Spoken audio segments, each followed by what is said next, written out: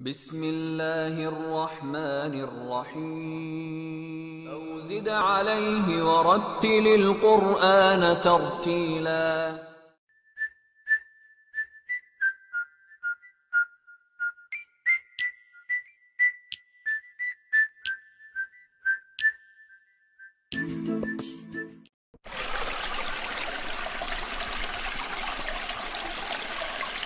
Bismillahirrahmanirrahim. Assalamualaikum warahmatullahi wabarakatuh. Alhamdulillahirabbil alamin. Assalatu wassalamu ala sayyidina wa maulana Muhammadin wa ala alihi wa ashabihi ajma'in. Amma ba'du. Sahabat Quran yang dirahmati Allah Subhanahu wa taala, setelah kita membahas materi tentang al-jauf atau rongga mulut pada video sebelumnya, kita akan lanjutkan pembahasan kita terkait dengan belajar tajwid praktis ini, yaitu tentang al-khayshum, ya, atau rongga hidung. Kalau pada al-jauf atau rongga mulut, yang keluar itu adalah mad, ya. Jadi al-jauf ini untuk membentuk mad. Sementara al-khayshum ini atau rongga hidung ini yang keluar adalah gunnah atau bacaan dengung. Teknik membaca gunnah adalah ditahan 3 harokat. Dengan caranya ditahan lamma. Jadi ditahan 3 harokat. Walaupun ada yang mengatakan boleh 2 harokat, ya, 2 sampai 3 harokat.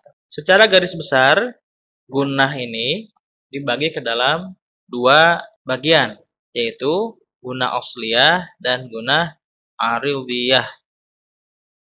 Ini kita membahas tingkatan gunnah yang akmal dan kamilah, ya. Jadi kita tidak bahas dulu semua jenis tingkatan gunnah. Itu ada 4 nanti, ya, insyaallah. Ada akmal, ada kamilah, ada naqisah, dan ada anqas.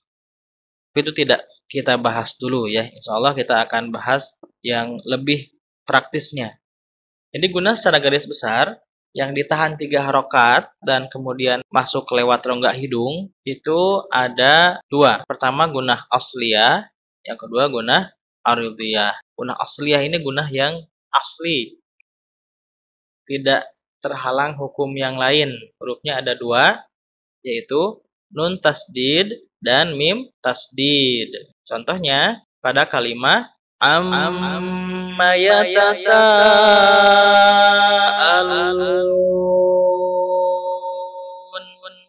Amnya ini, ya, itu ditahan 3 harokat. Contoh yang lainnya adalah yang nun tasdidnya pada kalimat inna. Ya, ini juga ditahan 3 harokat. Kedua kalimat ini hukum gunnahnya adalah gunnah asliyah karena nun tasdid dan mim tasdidnya langsung, ya, tidak terhalang yang lain, tidak terhalang hukum yang lain, tidak diidghamkan, ya, langsung. Maka ini gunnah asliyah. Selanjutnya untuk gunnah aridiyah ini gampangnya adalah gunnah yang ada pada hukum yang lain, gunnah yang menempel pada hukum yang lain, pada hukum tajwid yang lain. Contohnya pada idgham bi gunnah yang pertama. Pada kalimat faman ya'mal. Nah, ada nun sukun bertemu ya, ini hukumnya idgham bi gunnah. Pada idgham bi gunnah ini ada gunnahnya. Nah, gunnahnya adalah secara istilah tajwid hukumnya adalah gunnah aridiyah. Aplikasinya gimana? Sama. Ditahan 3 harokat, ya. Ditahan lamma faman ya'mal. Ditahan 3 harokat dan masuk lewat al-khayshum. Jadi tidak boleh lewat rongga mulut, tidak boleh, tapi harus al-khayshum. Caranya gimana? Mengecek bacaan idgham bi gunnah kita sudah masuk al-khayshum atau belum, terutama untuk huruf yang ini, ya, ya, waw gitu.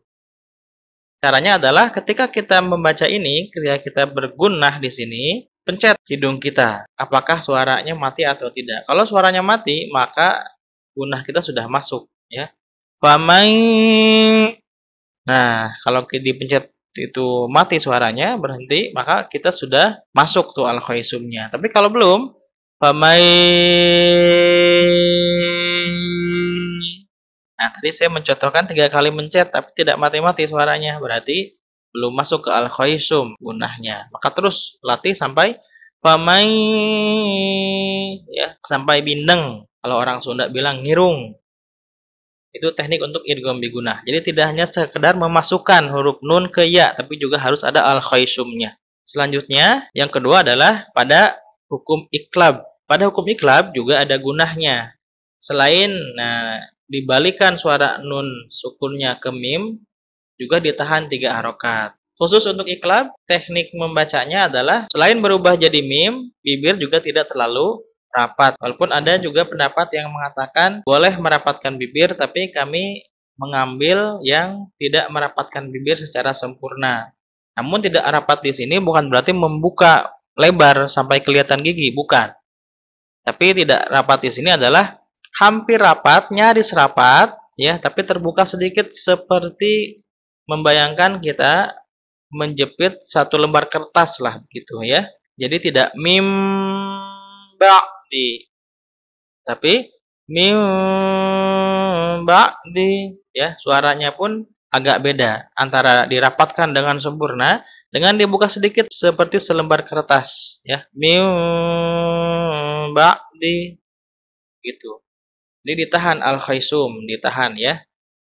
Melibatkan rongga hidung dan ditahan 3 harokat serta bibir tidak rapat sempurna. Yang ketiga adalah ikhfa. Ini ikhfa pada hukum nun sukun dan tanwin atau sering kita sebut dengan ikhfa hakiki ya. Contohnya ming sijilin.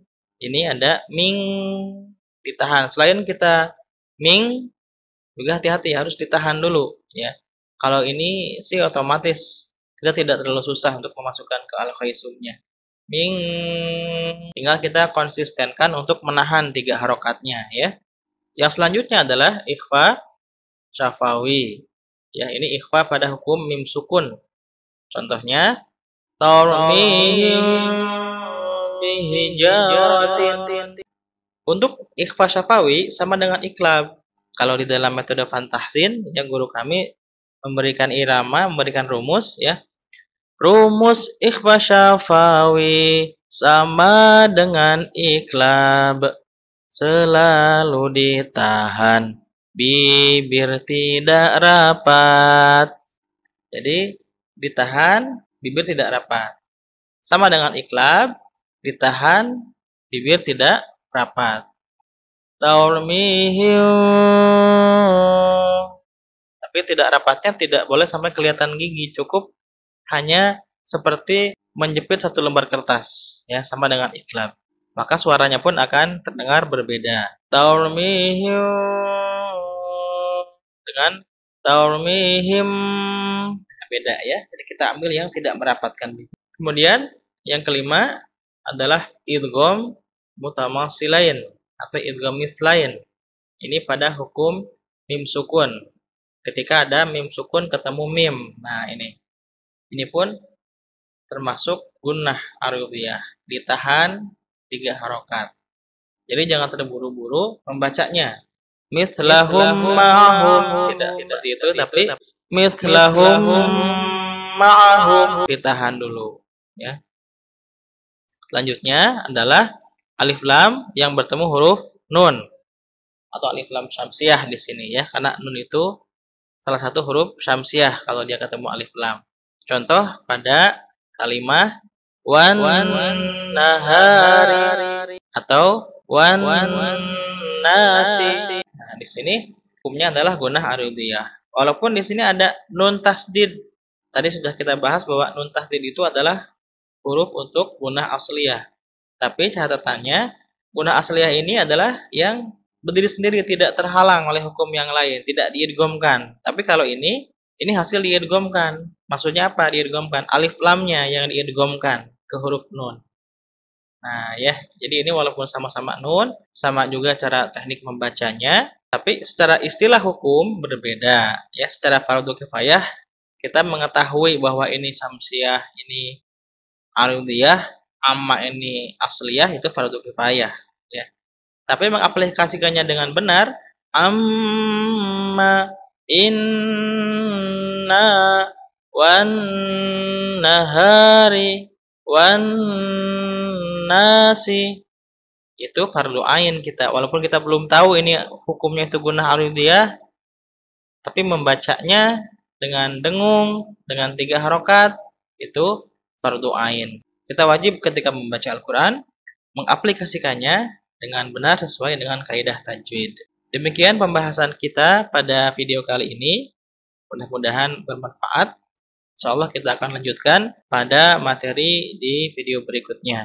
Alhamdulillahirabbil alamin. Subhanakallahumma wa bihamdika asyhadu an la ilaha illa anta astaghfiruka wa atubu ilaik. Assalamualaikum warahmatullahi wabarakatuh.